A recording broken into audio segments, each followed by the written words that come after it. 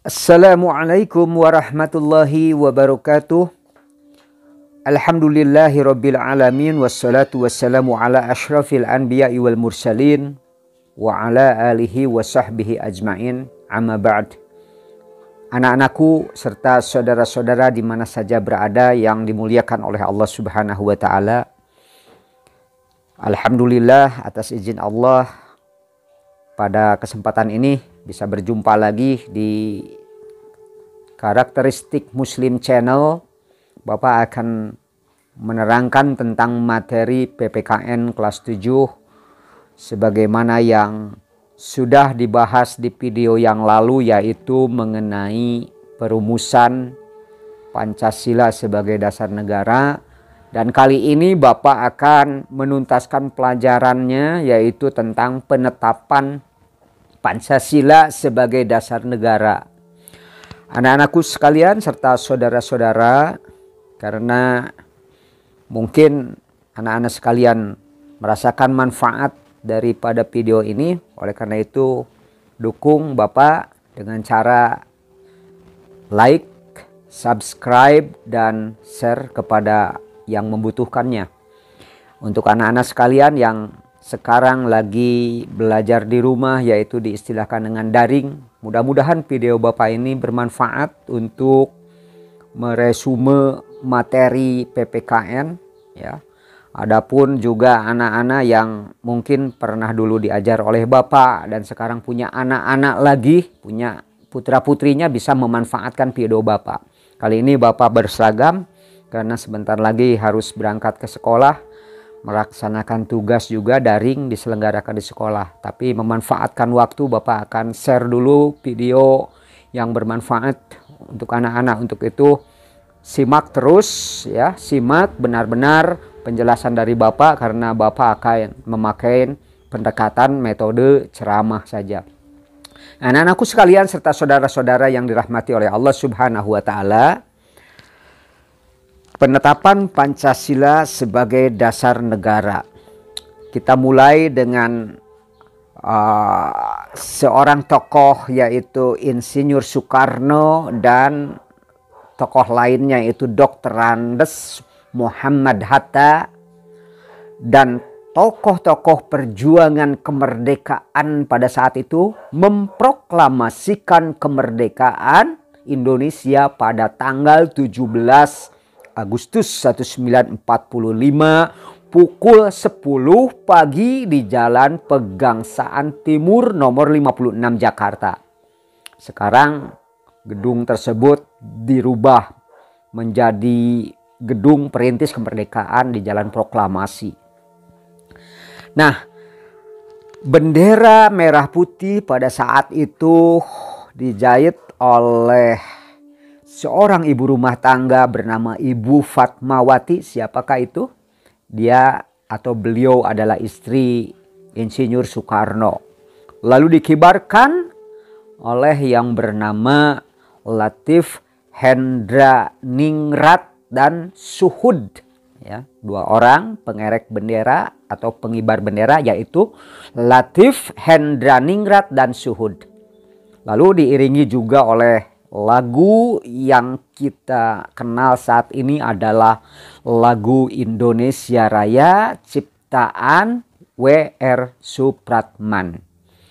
Anak-anakku sekalian, pada tanggal 8 Agustus 1945, setelah proklamasi kemerdekaan, PPKI mengadakan sidang yang pertama. Pada sidang ini ketua PPKI menambah anggota ya, menambah anggota PPKI 6 orang lagi, sehingga jumlah anggota PPKI menjadi 27 orang. Pada sidang tersebut ada seorang ofisir Angkatan Laut Jepang atau disebut Ratu Langi minta kepada Hatta supaya Piagam Jakarta dicoret dari pembukaan Undang-Undang Dasar 1945.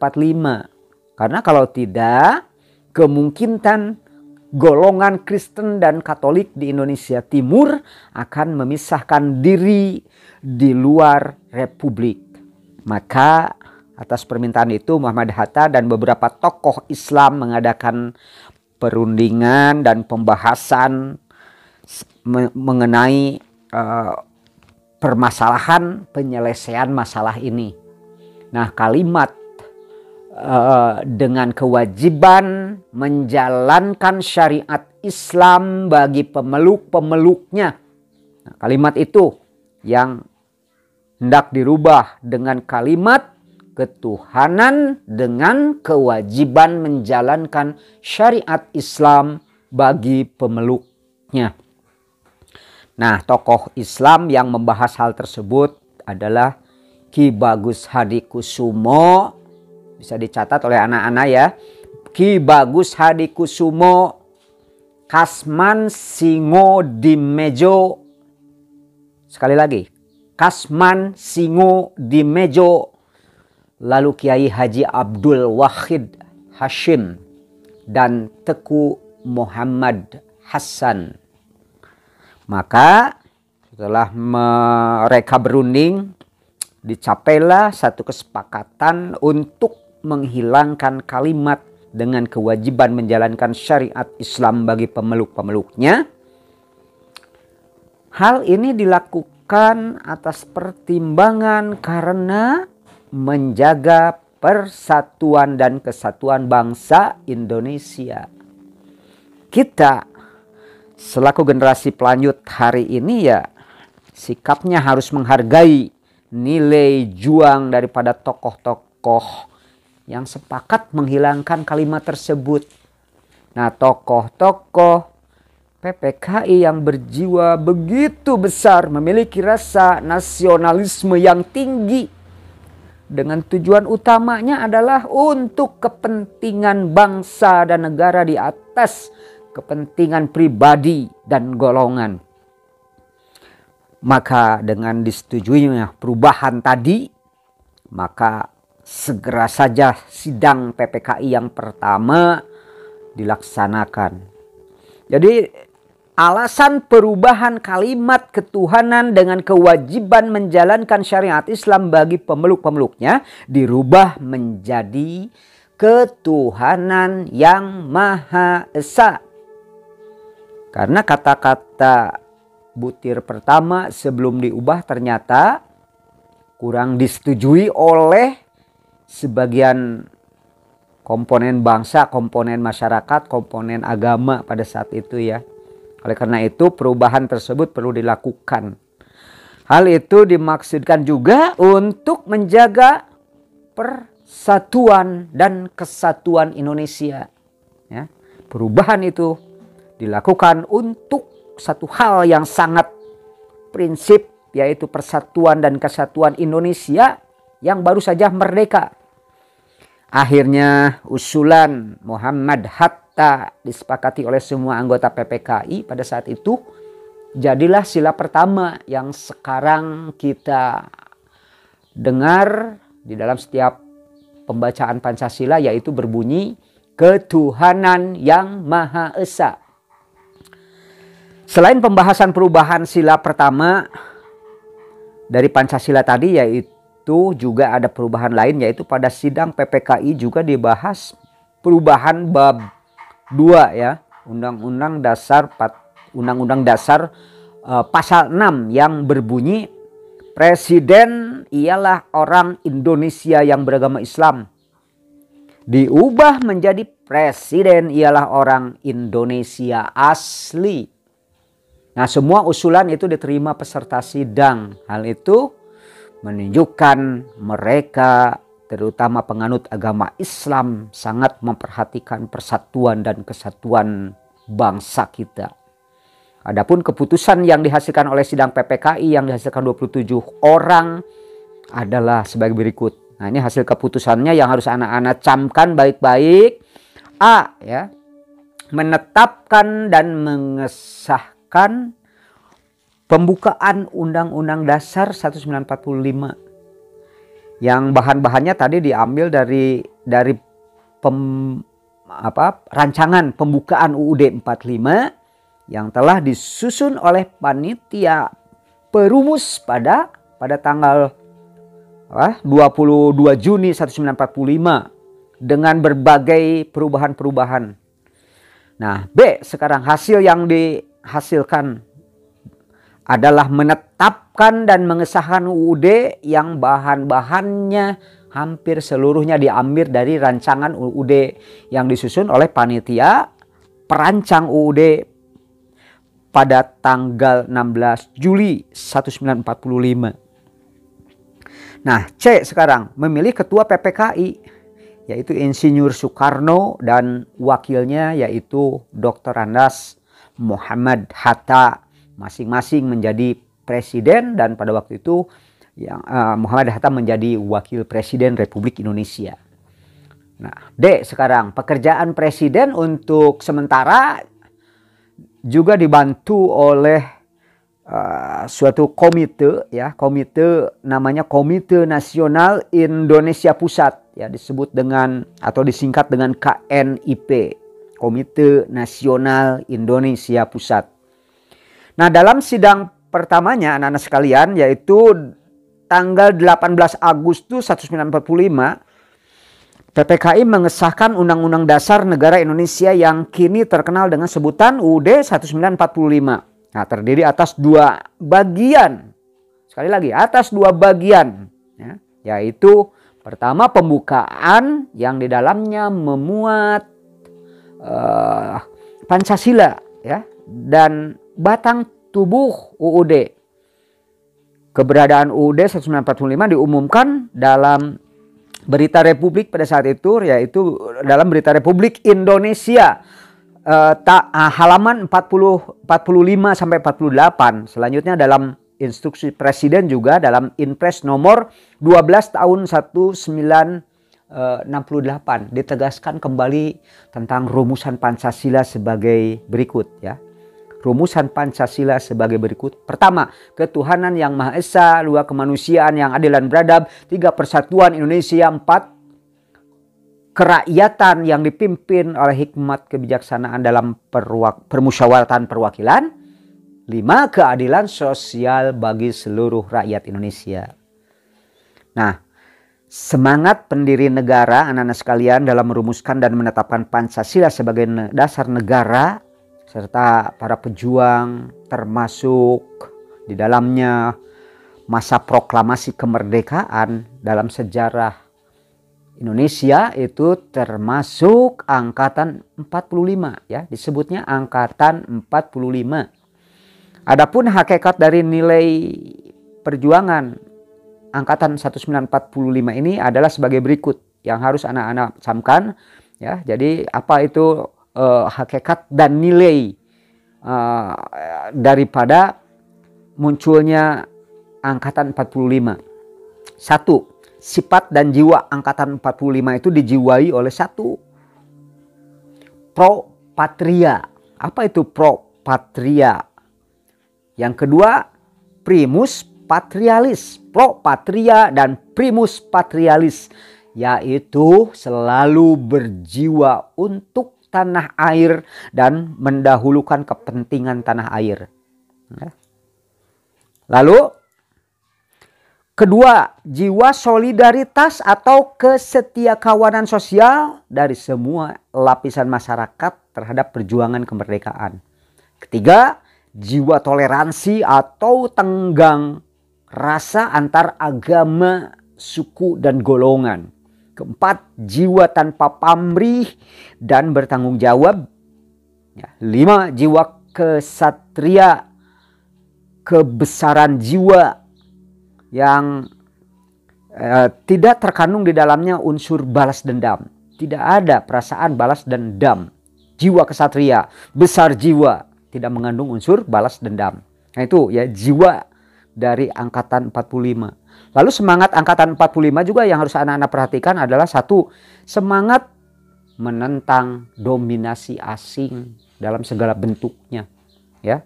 Umpamanya penjajahan suatu negara terhadap negara lain, bangsa terhadap negara lain. Nah, sikap demikian sama sekali ditentang oleh semangat pejuang 45 ya. Semangat angkatan 45 menentang dominasi asing, termasuk menghancurkan sifat-sifat penjajahan, ingin menjajah satu bangsa terhadap bangsa lain. Yang kedua, semangat pengorbanannya. Pengorbanan apa? Pengorbanan jiwa, raga, harta, dan lain-lainnya ya. Itu semangatnya. Yang ketiga, semangat tahan daripada penderitaan dan tahan uji dengan berbagai cobaan. Ya, keempat, semangat kepahlawanannya ya, jelas. Semangat kepahlawanan. Kemudian kelima, semangat persatuan dan kesatuan. Ya. Keenam, percaya pada diri sendiri.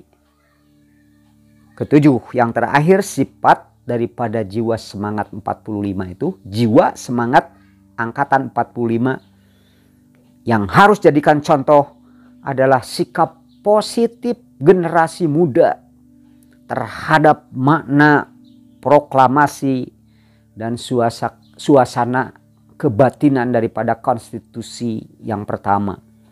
Nah, selain sifat jiwa semangat 45 yang Bapak sebutkan tadi, adalah juga perlu dijadikan contoh, yaitu harus ekses negatif daripada yang harus kita hindari ya, yang bertolak belakang dengan jiwa semangat 45, yaitu satu, kolaborator ya, kolaborator dan kooperator ya, dari kerjasama dengan pihak penentang kemerdekaan.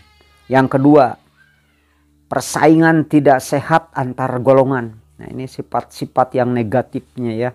Persaingan tidak sehat antar golongan. Ketiga, separatisme. Separatisme yaitu pemisahan dari negara kesatuan. Ingin mendirikan negara di luar negara Indonesia, itu separatisme. Ingin memisahkan dari negara Indonesia. Keempat, oportunitas. Apa itu oportunitas? Oportunitas yaitu paham yang ingin menguntungkan diri sendiri di pihak manapun ia berdiri. Jadi ikut-ikutan. Kalau ada pihak lain yang menguntungkan, dia ikut. Kalau ada penjajah yang sudah jelas penjajah itu punya karakter ingin menjajah dan ingin memporak-porandakan kekuatan negara, dia ikut serta numpang gitu ya. Nah, itu oportunitas. Nah, cara untuk menunjukkan sikap positif terhadap proklamasi kemerdekaan, salah satunya dengan mempertahankan kemerdekaan serta mengisinya dengan pembangunan. Nah, dalam segala aspek kehidupan kita membangun. Dalam mempertahankan, mengisi kemerdekaan, kita tonjolkan sifat jiwa dan semangat 45. Ya, perlu kita teladani semangat 45 dan ekses negatifnya perlu kita hindari. Nah, bagaimana cara mengisi kemerdekaan itu sendiri untuk generasi yang saat ini anak-anak tengah menjadi generasi penerus bangsa, yaitu satu hal, yaitu giat bekerja untuk mendapatkan hasil yang terbaik. Untuk mencapai cita-cita, anak-anak harus belajar dan belajar terus sehingga anak-anak menjadi pengisi daripada kemerdekaan itu sendiri. Nah, kehidupan masa mendatang anak-anak itu banyak hal yang perlu kita perjuangkan hari ini supaya tercapai cita-cita kehidupan di masa yang akan datang. Anak-anak menjadi pengisi kemerdekaan. Lalu bagaimana sekarang sikap positif kita terhadap suasana kebatinan konstitusi yang pertama, yaitu UUD 1945. Nah, hal ini suasana kebatinan konstitusi yang ada pada undang-undang itu, yang pertama adalah Pancasila. Suasana kebatinannya, suasana kebatinannya adalah Pancasila. Oleh karena itu sikap positif yang harus ditampilkan terhadap kebatinan UUD 45 adalah mengamalkan Pancasila dalam segala aspek kehidupan sehari-hari. Nah, sekarang contoh cara mengamalkan Pancasilanya bagaimana? Pertama, mohon disimak, dicatat, dipahami ya. Cara mengamalkan Pancasila dalam kehidupan sehari-hari. 1. Berdasarkan sila ketuhanan yang Maha Esa. Sila yang pertama. Nah, kita contohnya wajib percaya dan takwa terhadap Tuhan yang Maha Esa, Allah Subhanahu wa Ta'ala. Kalau untuk umat Muslim harus percaya untuk menjabarkan sila yang pertama. Kalau tidak percaya kepada Tuhan yang Maha Esa berarti kita sudah tidak bertuhan, itu bertentangan dengan sila yang pertama. Berarti kita sudah ateis, tidak bertuhan. Nah, jadi tidak ada tempat orang yang tidak bertuhan tinggal di negara kita. Ya, yang kedua sekarang, berdasarkan sila kemanusiaan yang adil dan beradab. Bagaimana prakteknya dalam kehidupan sehari-hari? Nah, kita harus mampu mengenyahkan rasa adanya perbedaan, ya. Perbedaan ras, warna kulit, suku, bangsa, kedudukan, pangkat, golongan, dan lain hal dengan sesama kita, dengan tetangga kita, dan semua orang lain. Harus disingkirkan perasaan membeda-bedakan hal yang seperti itu ya. Itu tidak berdasarkan kepada keadilan, kepada kemanusiaan yang adil dan beradab. Sila yang ketiga ya, berdasarkan sila persatuan dan kesatuan, yaitu kita harus bangga menjadi bangsa Indonesia. Bangga berbangsa dan bernegara, lalu kita mencintai tanah air Indonesia. Lalu juga misalkan kita menggunakan produk-produk dalam negeri, ya, produk-produk bangsa Indonesia sendiri. Jangan menggunakan produk-produk luar negeri, mendatangkan tenaga asing dari luar negeri, mendatangkan produk-produk dari luar negeri. Nah, itu kurang sejalan dengan sila persatuan Indonesia. Yang keempat, sila yang berdasarkan sila kerakyatan yang dipimpin oleh hikmat kebijaksanaan dalam permusyawaratan perwakilan. Contohnya apa? Kita mengutamakan musyawarah dan menghargai pendapat orang lain dalam praktek bermusyawarah tersebut.